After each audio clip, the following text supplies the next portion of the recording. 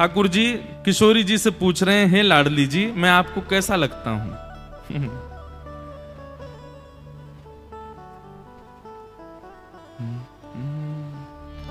राधा प्यारी तुम्हें लागत हूं मैं कैसो। हे किशोरी जी, सब मेरी प्रशंसा करते हैं, सब बताते हैं कि मैं कैसा हूं।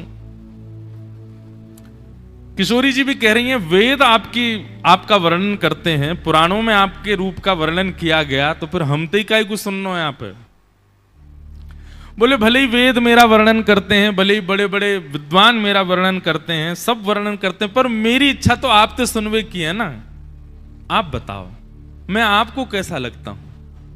श्री राधा रानी तुम्हें लागत हूं मैं कैसो, बूझन की अभिलाष रहत मन। बूझन मतलब पूछने की।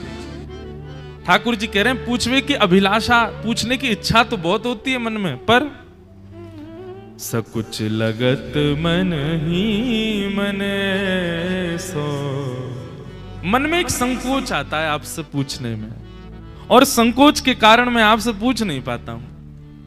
लेकिन श्यामाजू, मेरी बड़ी इच्छा होती है कि मैं आपसे पूछूं कि मैं आपको कैसा लगता हूं, क्योंकि आपके बगल में बैठे वालों एको गुण नहीं है मुंह में। आप इतनी सुंदर हैं, आप ऐसी तप्त कांचन गौरांगी। महाराज, एक जगह वर्णन आता है कि जब ठाकुर जी और किशोरी जी दोनों लुक्का छुप्पी, हमारे यहां उसको दुबका धाई बोलते हैं, आपके महाराष्ट्र में क्या बोलते हैं, हैं?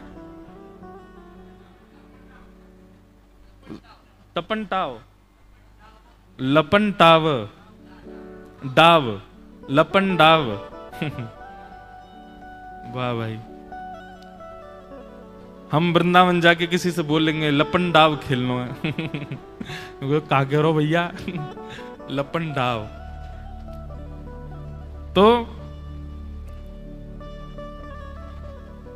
ठाकुर जी और किशोरी जी जब दुबका धाई खेलते हैं, लपन डाव खेलते हैं। अच्छा, लपन मतलब दुबकना है, और डाव मतलब उसको जाके ढूंढना। वाह, लपन डाव। तो किशोरी जी और ठाकुर जी जब दोनों दुबका धाई खेलते हैं, छुपन छुपाई खेलते हैं, क्रीड़ा करते हैं, किलोल करते हैं कुंज में। अच्छा, ये देखो, करते थे नहीं बोलना, कभी भी करते हैं आज भी। वृंदावन में आज भी लीला चल रही है ठाकुर जी की। आज भी ठाकुर जी अनुग्रह करते हैं तो किसी को अनुभव होता है। इतने संत काय को पड़े वृंदावन में, भजन करते हैं, 24 घंटा लगे रहते हैं महाराज माला फेरने। साधु भेष धारण करके वृंदावन में विचरण कर रहे हैं, 3-3 परिक्रमा दिन भर लगा रहे हैं। काय के लिए, किसके लिए व्यक्ति रह रहा है? व्यक्ति महास्वार्थी है भैया। ये तन जो हमको मिला है ना, शरीर, इससे ज्यादा स्वार्थी जीवन में संसार में कोई नहीं है। ये निस्वार्थ भाव से कहीं रह रहा है तो निश्चित ही है कि वहां कुछ तो है। आप कहो भोजन की अभिलाषा, किसी को नहीं है। वृंदावन में संत महापुरुष ऐसे पड़े रहते हैं, कोई भोजन नहीं करता।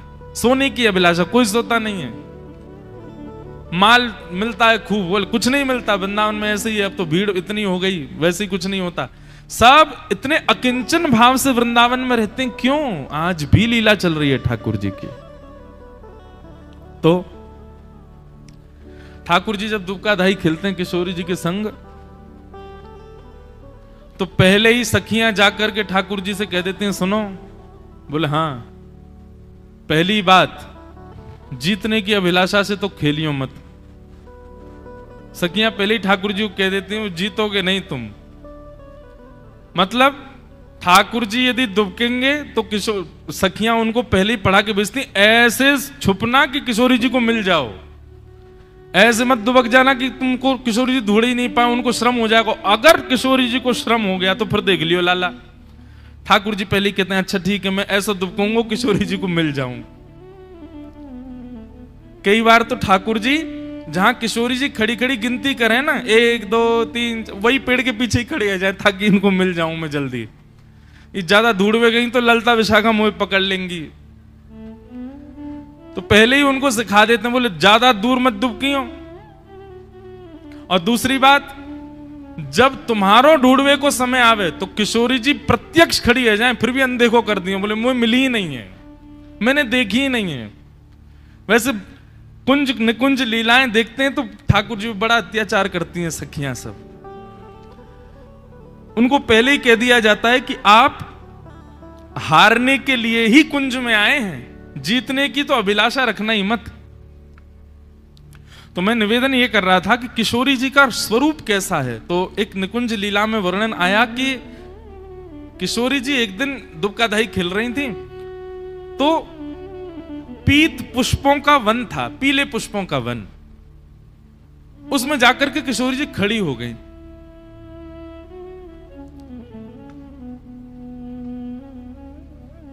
संभवतः उस दिन ठाकुर जी नील वर्ण की पोशाक पहन के आए थे और किशोरी जी पीत वर्ण की पोशाक।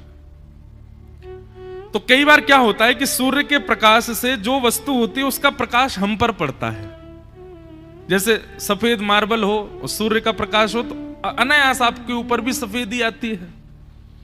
तो सूर्य के प्रकाश से पीत पुष्पों के प्रकाश किशोरी जी पे पड़ने लगा और ऐसा प्रकाश पड़ा कि ठाकुर जी सामने खड़े हैं, फिर भी किशोरी जी उनको दिखी नहीं, वो पुष्प जैसी ही हो गई, उनका वर्ण वैसा ही हो गया।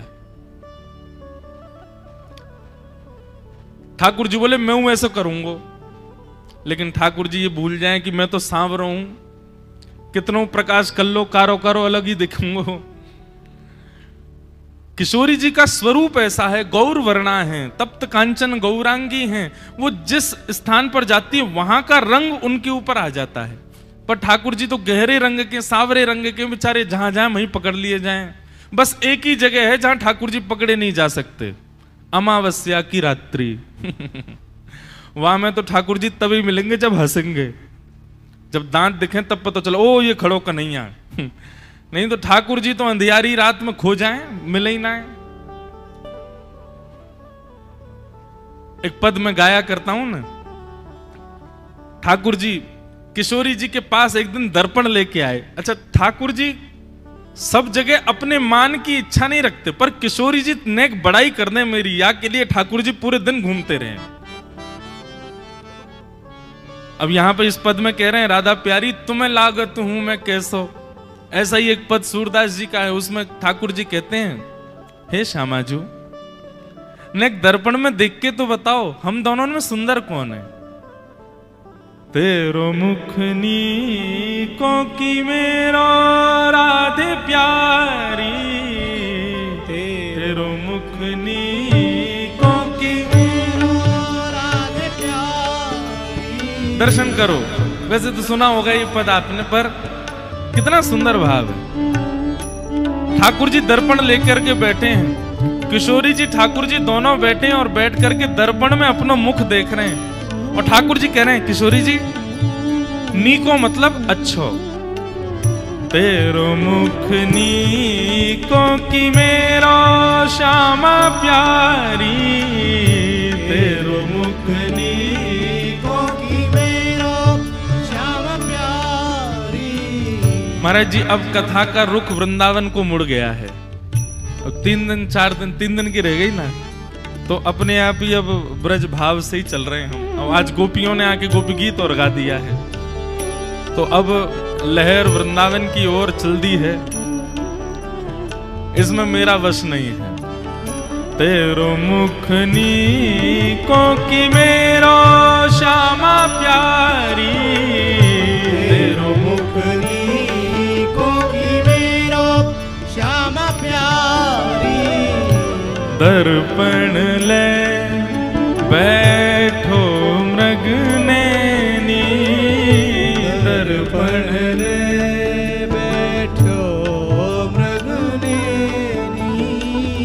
साची कहो वृष भानु दुलारी, साची कहो वृष भानु दुलारी, साची कहो वृष भानु दुलारी, साची कहो वृष भानु दुलारी। अच्छा एक बात, जितने लोग भी अपने ठाकुर जी की सेवा करते हैं, ठाकुर जी की सेवा में 3 चीज जितनी जल्दी हो सके उपस्थित करो। सबसे पहली तो आरसी, दर्पण लेके आओ। दूसरी वस्तु है जल झारी, ठाकुर जी को जल पिलावे के काजे एक झारी। और तीसरी वस्तु है बंटा, यानी कि कह दो ठाकुर जी का एक टिफिन बॉक्स। आपकी क्षमता, आपके लाल जी की इच्छा हो तो बढ़िया सुंदर चांदी की वस्तुएं रखो तीनों। और ये तीनों किस भाव से रखने? ठाकुर जी का श्रृंगार करने के बाद में आरसी जरूर दिखानी चाहिए। हमारे व्रज के भाव में तो ऐसा है कि ठाकुर जी का जो विग्रह है ना वो श्री कृष्ण है, और ठाकुर जी का जो श्रृंगार है वो श्री किशोरी जी है। तो ठाकुर जी आरसी इसलिए नहीं देखते कि मुझे दिखाओ मैं कैसा लग रहा हूं। ठाकुर जी आरसी इसलिए देखते हैं कि नहीं दिखाओ तो सही, आज श्री जी कितनी आई है मेरे ऊपर, आज किशोरी जी ने कितनी कृपा करी है मेरे ऊपर। इसलिए ठाकुर जी को आरसी दिखाई जाती है। और आरसी भी दिखाते कैसे? पहले ठाकुर जी को दिखाओ और फिर ठाकुर जी को दिखाने के बाद में आरसी दूर करके उस आरसी को अपनी ओर करके उसमें ठाकुर जी को ही देखो। तो उसका भाव ऐसा कि पहले ठाकुर जी को दिखाओ, फिर ठाकुर जी कहते हैं मोए तो मैं बढ़िया लग रहा हूं, तू देख के बता मैं कैसा लग रहा हूं। तो फिर अपनी ओर देख के ऐसे देखा जाता है, बोला हाँ बढ़िया लग रहे हो लाल जी, और अच्छा ठीक है बढ़िया लग रहा हूं तो मेरी आरती कर दे, चलो मुझे नजर नहीं लग जाए कोई की। इस भाव से आरती करते हैं हमारे यहाँ। ठाकुर जी स्वयं कह रहे हैं मुझे कोई की नजर ना लग जाए, तू मेरी आरती कर दे।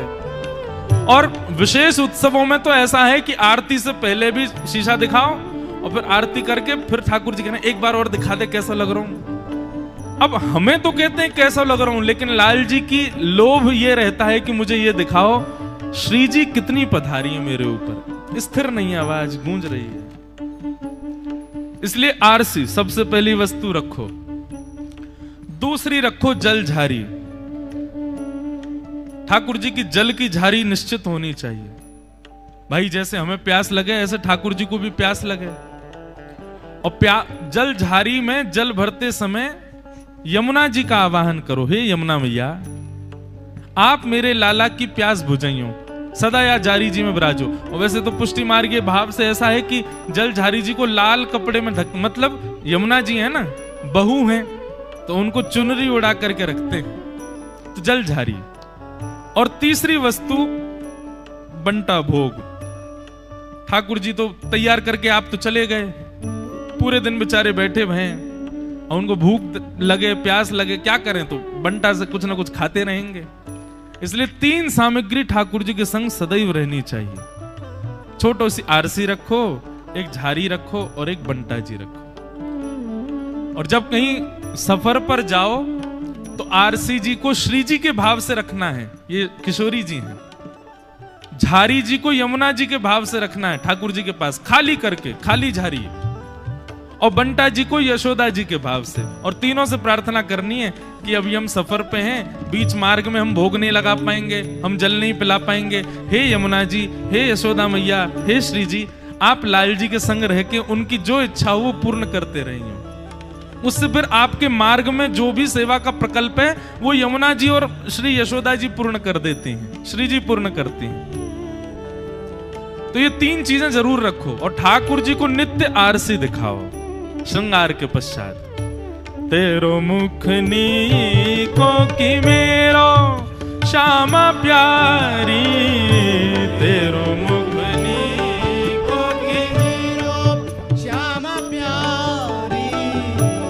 हमसे कहो तुम ही क्यों ना देखो, हमसे कहो तुम ही क्यों ना देखो। किशोरी जी कह रही हैं हम ते कहा पूछ रहे हो, आप खुद ही देखो, खुद देखो आरसी में कैसे लग रहे हो।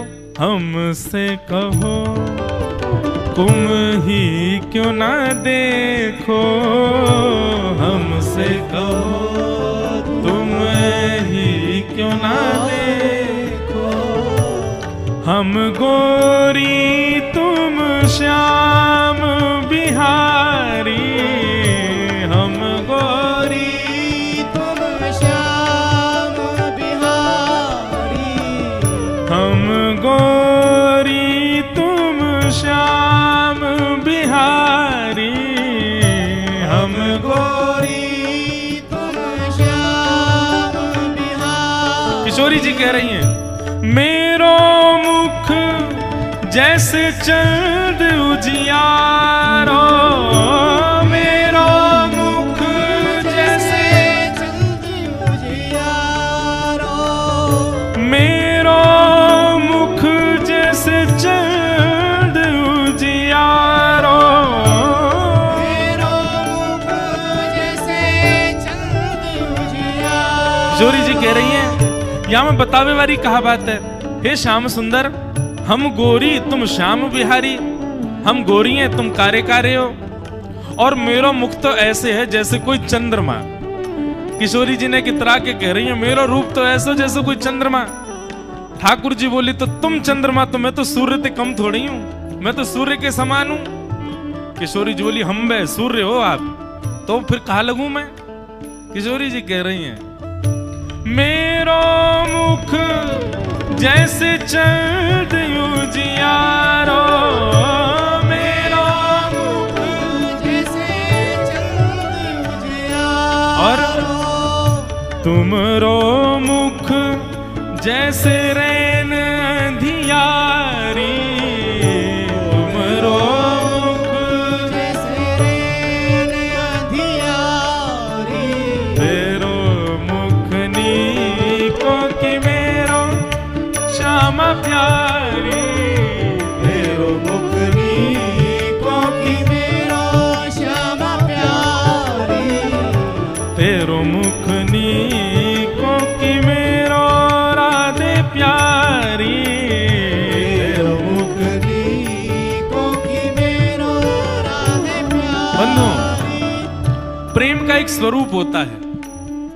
कि प्रेमी कितना भी अच्छा करे फिर भी उसको चिढ़ाया जाता है, उसकी प्रशंसा नहीं की जाती है, वो रूठ जाए, वो चिढ़ जाए, पूरा प्रयास किया जाता है। और जिससे प्रेम नहीं होता ना, वो कुछ ना करे उसकी भी प्रशंसा बहुत होती है। अरे वाह, अरे आपने किया, अरे बहुत बढ़िया बना, ये बहुत अच्छा किया आपने, ये तो आपने कमाल ही कर दिया महाराज, आपसे बढ़िया कौन करे। इसीलिए बंगला में कहते हैं, अति भक्ति चोरे लक्षण। कोई ज्यादा प्रशंसा करे तो समझ जाना कि ये गलत बोल रहा है। लेकिन प्रेम का स्वरूप होता है कि प्रेमी जल्दी प्रसन्नता नहीं करता, वो तो थोड़ी बहुत देर खींचता है आपके भावों को, आपको थोड़ा चिढ़ाएगा आपको। तो ऐसे ही ठाकुर जी पूर्ण प्रयास करते हैं श्री जी को प्रसन्न करने का, और श्री जी पूर्ण प्रयास करती हैं कि चिढ़ जाएं कैसे भी। क्यों? लाल जी का स्वरूप ऐसा है कि जब वो रूठ के बैठते हैं तो बड़े प्यारे लगते हैं। किशोरी जी को रूठे हुए ठाकुर जी बस एक क्षण के लिए रूठे, वो दर्शन करके फिर उनको मनावे में बड़ा सुख मिले। किशोरी जी ने कह दी, हमारा मुख तो ऐसा जैसे चंद्रमा को उजियारो, और तुम्हारा मुख ऐसा जैसे अमावस्या की रात्रि। ठाकुर जी ने आरसी रखी कोने और कमर करके बैठ गए, मुंह फुला के बैठ गए। अब श्याम सुंदर के या मान भाव को देख करके किशोरी जी बड़ी प्रसन्न है रही, थोड़ी नेक नीचे उतर के बैठी हैं और बार बार थोड़ी पे हाथ रख के अपनी ओर कर रही हैं। लाल जी, नहीं नहीं, हमसे बात मत करो आप तो हमसे साक्षात अमावस्या की रात्रि कह दी और खुद बनी रहो पूर्णिमा की चंद्रमा। लेकिन श्री जी एक बात याद रखियो, ये पूर्णिमा को चंद्रमा कितना सुंदर हो, ये दिखे तभी है जब अंधेरो होगो, अंधेरो ना होवे तो यह चंद्रमा कोई ना पूछे। हे श्यामाजू, आप कितनी सुंदर सही, पर आपकी पूछ यही मारे क्योंकि मैं बगल में बैठा रहूं आपके, अगर मैं नहीं हूं तो कोई ना पूछेगा। ठाकुर जी भी ऐसे बोल गए। श्री जी बोली, हाँ हाँ, आप ही बलवान हो, आप ही सर्वश्रेष्ठ हो, अब नाराज मत हो, ऐसे ऐसे रूठ क्यों रहे हो आप। ठाकुर जी कह रहे, ना ना, मुझे बढ़िया ना लगो, आपने ऐसे क्यों कहे। तब श्री जी मना रही हैं ठाकुर जी को। कितने सुंदर भाव। बंधुओं, संसार में प्रेम है ही नहीं, प्रेम का दर्शन करना है तो ठाकुर जी की निकुंज लीला का दर्शन करो, इसको प्रेम कहते हैं। किशोरी जी कह रही हैं, तेरो नयन में मोटो मोटो कजरा, तेरो नयन में मोटो मोटो कजरा, तेरो नयन में मोटो मोटो कजरा, तेरो नयन में मोटो मोटो हे लालजू देखो यशोदा मैया कैसो मोटो मोटो काजर लगा के भेजे आप। एक तो आपकी आंख इतनी सुंदर, ऊपर से ऐसे मोटो मोटो काजर लगा के आमे। कौन ना आपके या रूप को देख करके लालायित होगो आपसे मिलवे को। लेकिन श्याम सुंदर ने एक मेरी ओर देखी हो। ठाकुर जी देखने लगे, तुमको मेरे नेत्रन में काजर दिखाई दे रहा है? ठाकुर जी बोले, हाँ दिख तो रहा है, लेकिन आप स्पर्श करके देखो, मेरे नेत्रन में काजल नहीं है। श्री जी कह रही हैं क्यों? तो फिर ये दिख कहाँ रहा है? बोले ये काजर नहीं है, मेरे नैनन में तो श्याम सुंदर ही बैठे हैं, ये कृष्ण ही बैठो है। आप मेरे नेत्रन के काजल हो, या हमारे मुंह को कोई आवश्यकता थोड़ी है। हमरे नयन में तुम बनवारी, हमरे नयन में तुम बनवारी, हमरे नयन में तुम बनवारी, हमरे में तुम बनवारी। और तुम तो नख पे गिरिवर धारो,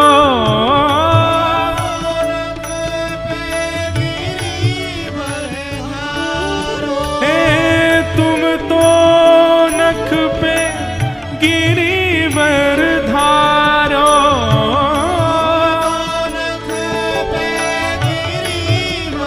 पर हम उर्धार रहे गिरधारी, हम उर्धार रहे गिरधारी। हे श्याम सुंदर, आपने तो अपने बाम हस्त की कन्नी उंगली पे गिरिराज जी उठाए, पर आप तो ज्यादा बलवान तो मैं हूं। ठाकुर जी बोले, आप कैसे बलवान? बोले, आपने तो केवल गिरिराज जी उठाए हैं, और मैंने तो गिरवर धारी अपने चित्त में धारण कर रखो है, तो मैं बलवान हूं ना ज्यादा।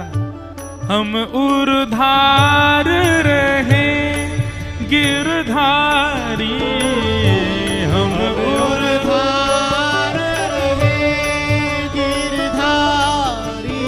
तेरो मुख नीको की मेरो राधे प्यारी, तेरो मुख नीको की मेरो राधे प्यारी। हे सूरदास या छवि की शोभा, सूरदास या छवि की शोभा, सूरदास या छवि की शोभा, सूरदास या छवि की शोभा। इन नैनन सो टरत न तारी, इन नैनन सो सोटरत नटारी। तेरो मुख नीको की मेरो राधे प्यारी, तेरो मुख नीको की मेरो राधे प्यारी। हाँ मेरो राधे प्यारी, हाँ मेरो राधे प्यारी। हे मेरो श्यामा प्यारी, हाँ मेरो श्याम प्यारी। हे मेरो राधे प्यारी। ओ मेरो राधे प्यारी। और श्री जी की दो बातन को सुनकर के ठाकुर जी मान जाएं, ठाकुर जी रीझ जाएं, उन्हीं के है जाएं।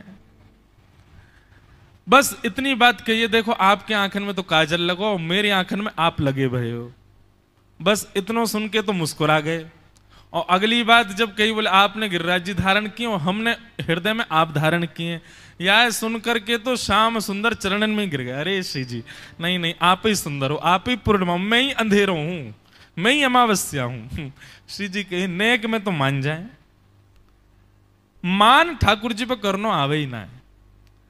तो हमारी श्यामा जो बड़ी सुंदर है, श्री जी को स्वरूप कैसा है? तप्त कांचन गौरांगी, इतनी सुंदर है। तो ठाकुर जी आज श्री जी से कह रहे हैं, हे श्यामाजू आप इतनी सुंदर, मैं तो आपके बगल में बैठे हुए के योग्य भी ना हूं, ना मेरा रूप इतना सुंदर, ना मेरे गुण, ना मेरा स्वभाव, फिर भी मेरे मन में एक कौतूहल होवे, हे राधा प्यारी तुम्हें लागत हूं मैं कैसो, आपको मैं कैसा लगता हूं। और बंधुओं ये सब लीला हमारे ब्रज के रसिक जनों के प्राण हैं। वो इस भाव को सोच करके करते हैं कि ये त्रिलोकीनाथ जगन्नाथ हैं, ये तीनों भुवनों के स्वामी हैं, लेकिन वृंदावन में आकर के कितने सहज हो जाते हैं ठाकुर जी। ऐसे लीला करते हैं जैसे कोई सामान्य व्यक्ति हो, और सामान्य व्यक्ति तो फिर भी काम लोलुप्य होकर के क्रिया करेगा, संसार के किसी विषय आसक्त होकर के, लेकिन यहां कोई विषय नहीं है, यहां कोई काम नहीं है, यहां कोई संसार का विषय नहीं है, ये विषय निवृत्ति लीलाएं हैं। बल्कि आप लोग विश्वास नहीं मानेंगे, इन लीलाओं का चिंतन करने वाले हमारे वृंदावन के बड़े बड़े साधु सन्यासी हैं, विरक्त हैं।